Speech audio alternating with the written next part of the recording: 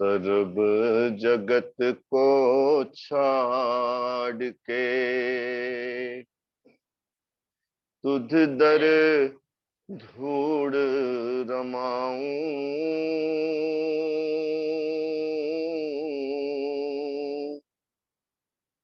मंगत दीन दयाल प्रभ मत कित दर्शन पाऊं। सर्व जगत को छाड़ के तुध दर धूड़ रमाऊं।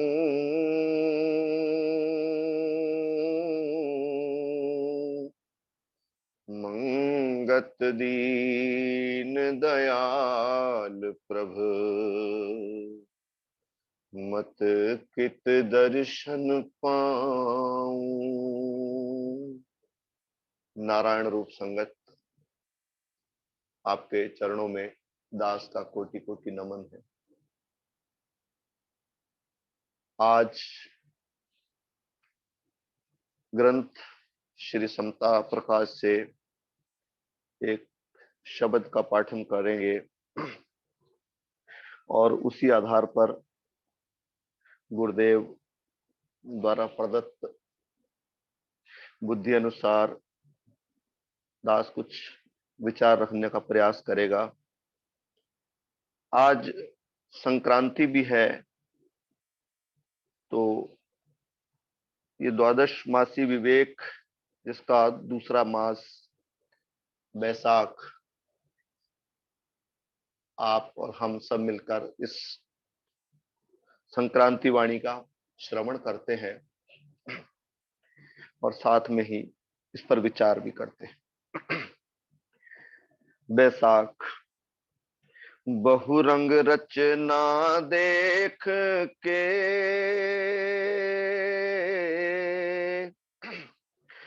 बड़े गुनी भरमाए।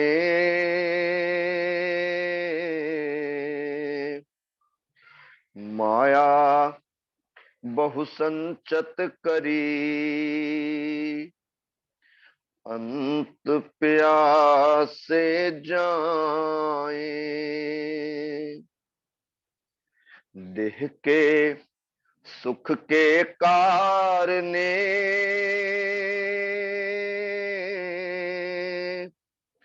जतन किए बहुमीत।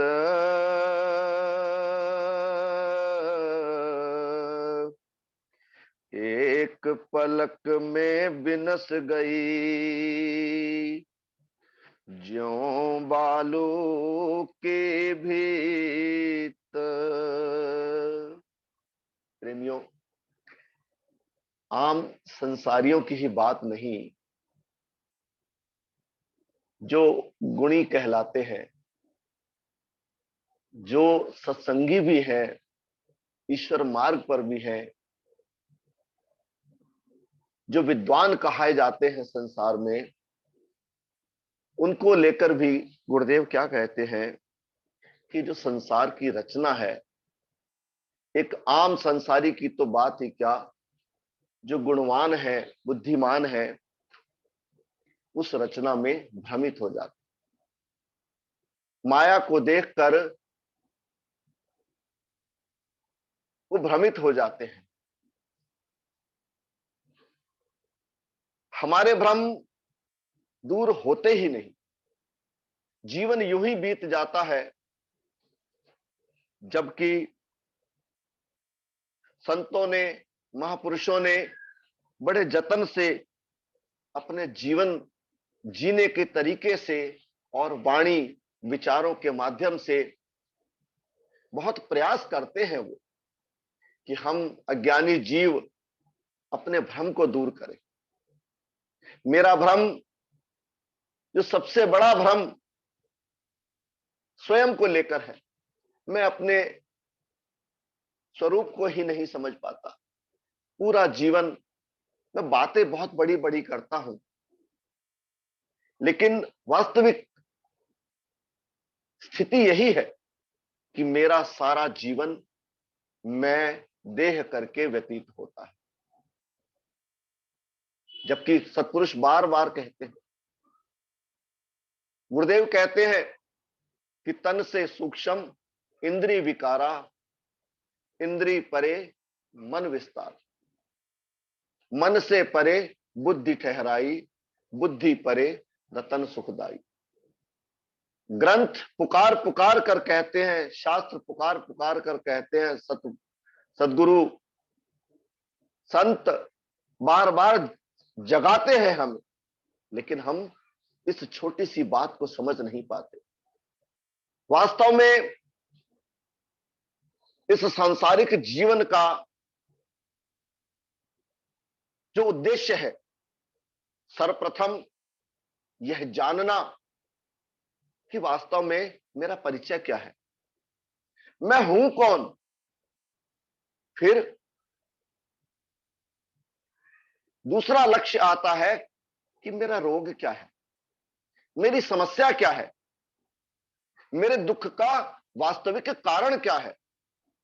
जब दूसरे पायदान के बाद में आगे बढ़ता हूं, तब फिर मेरे जीवन में एक लक्ष्य होता है कि जब मैं ये समझता हूं कि वास्तव में मेरे दुख का कारण क्या है, मेरा रोग क्या है, फिर मैं उस रोग के विशेषज्ञ स्पेशलिस्ट के पास जाने का प्रयास करता हूं, जो उस रोग का मास्टर है, जो उस रोग को दूर करने की कला जानता है, तरीका जानता है। फिर अंतिम बात, उस डॉक्टर, उस हकीम जो मेरे रोगों को दूर करने की कला जानता है, उसकी वचन, उसकी वाणी, उसकी दी हुई सलाह को आत्मसात करते हुए, उस पर पूर्ण विश्वास करते हुए, उसके कहे अनुसार जब मैं अपना इलाज करता हूं और फिर उनके बताए हुए परहेज को भी अपनाता हूं, तब वास्तव में मेरा ये कठिन रोग दूर होता है। मेरा प्राथमिक भ्रम स्वयं को लेकर, मैं जो देह करके स्वयं को समझता हूं, सर्वप्रथम यह समझ लेना कि वास्तव में मैं देह नहीं हूं। इन देह से सूक्ष्म, इन देह से श्रेष्ठ इस देह में इंद्रियां हैं, ज्ञानेंद्रियां हैं, जिनके वजूद के बगैर इस देह का कोई अस्तित्व नहीं। उनका महत्व इस देह से ज्यादा है। बात यही नहीं रुकती। जब मैं देखता हूं कि मन तो इनसे भी सूक्ष्म है, इन इंद्रियों से भी, मन की इच्छाओं को पूर्ण करने की खातिर इंद्रियों का प्रयोग किया जाता है, तो इन इंद्रियों से भी सूक्ष्म इस देह में मेरा मन है। और जब मैं ध्यान अवस्था में, मैं एकांत में बैठता हूं, तब मेरा यह निश्चय आता है, मैं स्वयं से परिचित होता हूं, तब सत्पुरुषों की वाणी वास्तव में मेरे बुद्धि में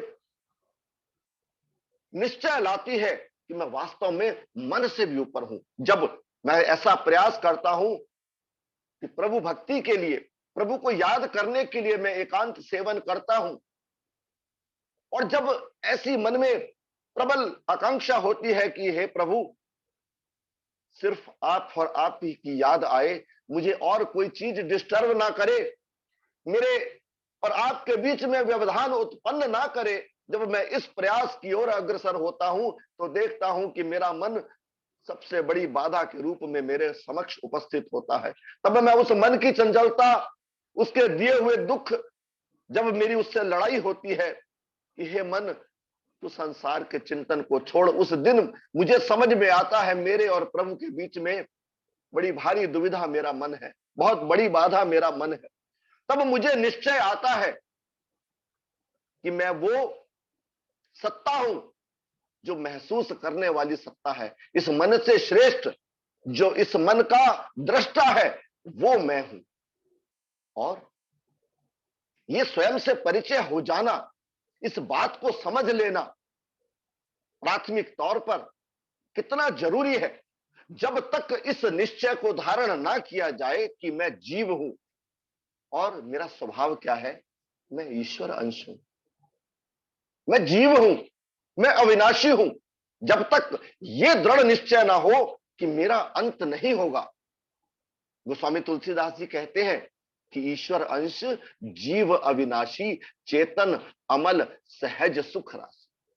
ये तो पता चले कि इलाज किसका होना है, किस जीव का होना है, किस देह का होना है, तब तक डॉक्टर, हर देह का डॉक्टर भी तो अलग है। इलाज देह का नहीं है,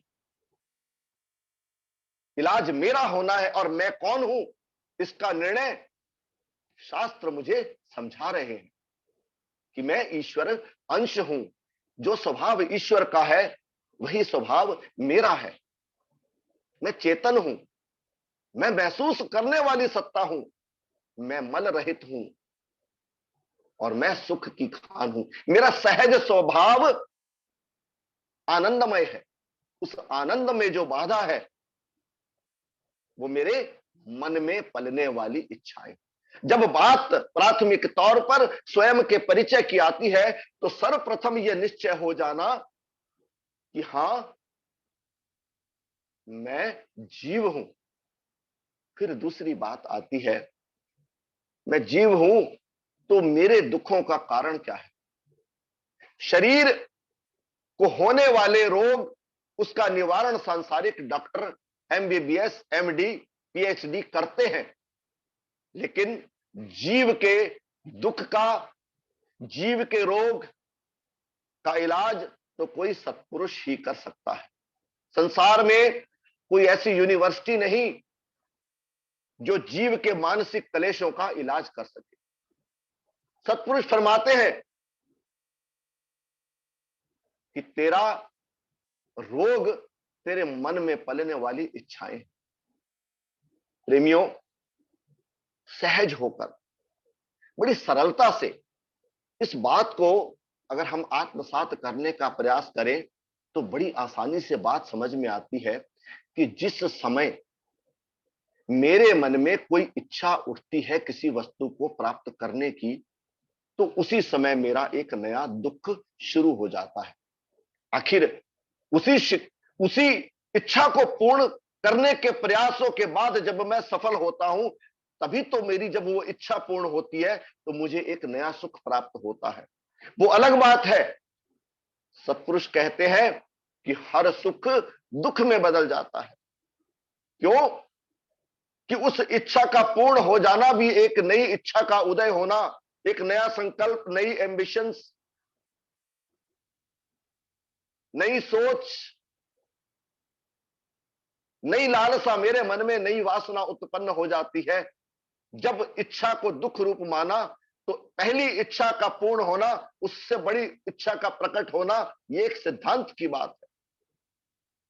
तो कैसे, क्यों कर यकीन ना करें कि हर सुख दुख में बदल जाता है। और मेरा भ्रम, मैं इसी भ्रम में इस संसार में विचर रहा हूं कि इस संसार में जो वस्तुएं दिखाई देती हैं उनको जब मैं प्राप्त कर लूंगा, इन सुखों को प्राप्त कर लूंगा तो मैं सुखी हो जाऊंगा। ये मेरा भ्रम नहीं तो और क्या है। वैशाख की वाणी मेरे भ्रम को स्पष्ट करती है मेरे सामने। प्रेमियों, कोई अगर इसको उदाहरण के रूप में समझे, कोई ऐसा व्यक्ति जो मेहनत कश है और सांसारिक जीवन मेहनत से कमाकर कुछ शारीरिक कष्टों के साथ जीवन जब वो जीता है तो दूसरे अपने से ऊपर के लोगों को देखकर उसके अंदर इच्छा प्रकट होती है कि वो आराम तलबी क्यों ना अपनाए। इस संसार में उपलब्ध जो आराम तलबी के साधन है, फिर वो उनको प्राप्त करने का प्रयास करता है और वर्षों की मेहनत के बाद जब उनको प्राप्त करता है तब क्या देखता है। इसके भ्रम का आकलन करके देखे। जब उन सारे आराम तलब सुखों को प्राप्त कर लेता है तो वो महसूस करता है कि उसकी देह उस आराम तलबी में बिगड़ने की ओर है। फिर वो पैसा खर्च करके जिम में जाता है, व्यायाम करता है, जिस शारीरिक आराम के लिए, जिस अशारीरिक आराम को उसने सुख समझा, वास्तव में लॉन्ग पीरियड में, लंबे समय में वो दुख का रूप निकला। इसी भ्रम में सारा जीवन जाया हो जाता है। प्रेमियों, जब यह जाना, यह माना कि हां, कि इच्छा रोग है, इस रोग के कारण ही मैं दुखी हूं, तो फिर किसकी आवश्यकता होती है?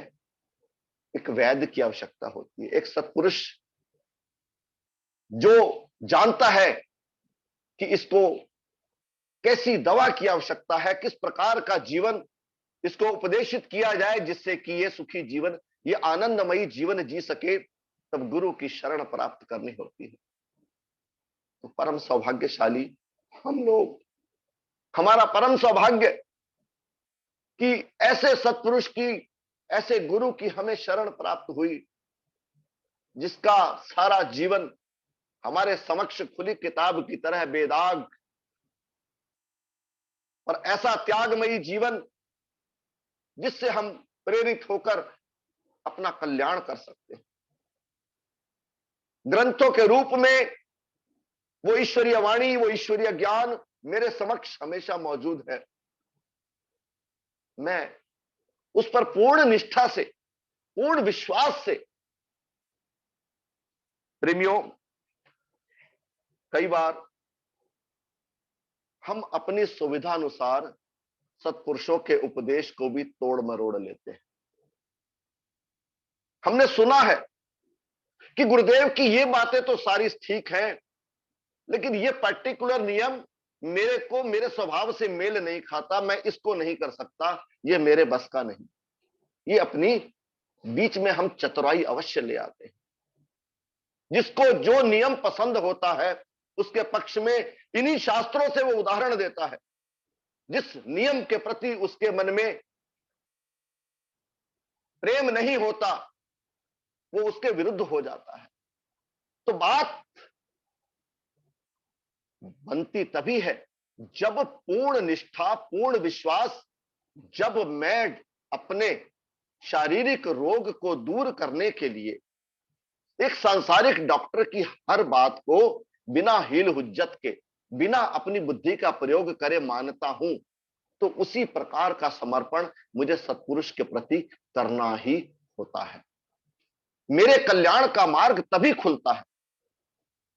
और सत्पुरुष जानते हैं, सत्पुरुष इस बात को जीवन जीकर समझ चुके हैं कि इस जीव के मन में चलने वाली जो वासनाएं हैं, जो इच्छाएं हैं, जो संकल्प विकल्प हैं, जब तक उनमें कमी नहीं होगी तब तक इसका कल्याण होने वाला नहीं। जब तक इसका मन निर्वास नहीं होगा, संकल्प विकल्प से रहित नहीं होगा, तब तक इसको चैन मिलने वाला नहीं। ये बात सत्पुरुष जानते हैं। और कोई छुपा हुआ किसी भेद के रूप में नहीं, लिखित में उसका ट्रीटमेंट करने का प्रयास करते हैं। वो जानते हैं कि इसकी इच्छाएं अनंत हैं। प्रेमियों, स्वर्ग किसी जगह का नाम नहीं। जिसके मन में शांति है, वासनाओं में कमी है, इच्छाओं की निम्नता है, निश्चित रूप में वो स्वर्ग में रह रहा है। और मन में अगर संकल्प विकल्प की अधिकता है, इच्छाओं का अंबार है, वासनाएं उमड़ उमड़ कर आ रही हैं, तो निश्चित रूप से ऐसा व्यक्ति नरक में रह रहा है। हम महाभारत पढ़ते हैं, देखते हैं कि एक महान चरित्र कर्ण का हमारे समक्ष आता है। दानवीर कर्ण के नाम से पुकारा जाता है। किसी भी बात को प्रेमियों कहने और समझने के दो एंगल होते हैं। एक बार कर्ण कृष्ण से कहते हैं कि तुमने हे माधव, आपने अर्जुन का भ्रम दूर किया, उसका मन शांत किया, आप मुझ पर भी कृपा करें। वो अपने दुखों को गिनाते हैं। बचपन में मां के द्वारा त्याग दिया जाना, शिक्षा के समय गुरु द्रोणाचार्य का शिक्षा ना देना, भरी सभा में अपमानित होना, द्रौपदी के स्वयंवर में, वो अपने दुखों को कृष्ण के समक्ष रखते हैं। वही कृष्ण कर्ण को उपदेश देते हैं, कहते हैं, कर्ण, तुम अपने दुखों को गिना रहे हो, क्या मेरे जीवन में कम दुख आए हैं? जिसके जन्म से पूर्व ही उसकी मृत्यु का इंतजाम कर दिया गया हो, वो ऐसे कृष्ण, उन्होंने जीवन में होने वाली बुरी घटनाओं को स्वीकार किया, उससे डिगे नहीं। इसे कहते हैं ईश्वर हुक्म में रहना। और सत्पुरुष इसी बात की हमें प्रेरणा देते हैं कि इच्छाओं को निम्न करते हुए ईश्वर हुक्म में जीना सीखो।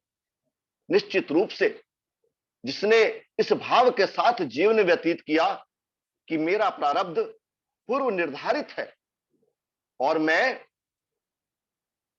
अपनी इच्छाओं को कम करते हुए अगर मैं सादगी पसंद जीवन जीऊंगा तो निश्चित रूप से मेरा मानव जीवन सफल होगा। तो गुरुदेव नियमबद्ध तरीके से 5 नियम हमारे समक्ष रखते हैं। जीवन में अगर चाहते हो सही जीवन जीना तो जीवन में सर्वप्रथम सादगी अपनाए, फिर सत्य के मार्ग पर चले, एक ईश्वर के विश्वासी बनो,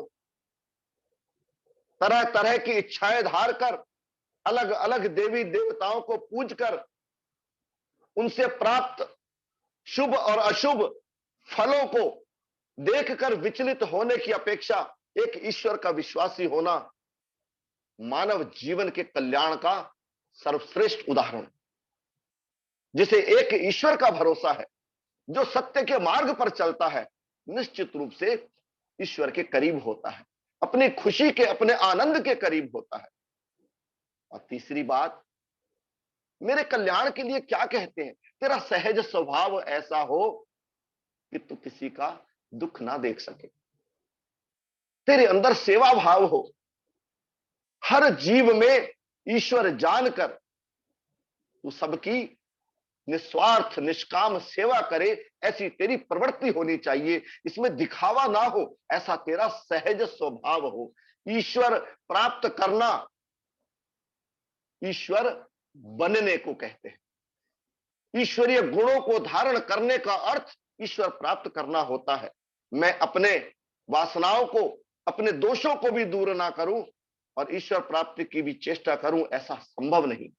और फिर ये मेरा ज्ञान, ये मेरा विवेक निरंतर बना रहे, मेरी सोची अपने को लेकर और संसार को लेकर बनी रहे, गुरु के प्रति आस्था बनी रहे, निरंतर सत्संग का सेवन, निरंतर सत्संग में मेरी हाजिरी आवश्यक है। सत्संग का महत्व गुरुदेव ने समक्ष रखा चौथे नियम के रूप में।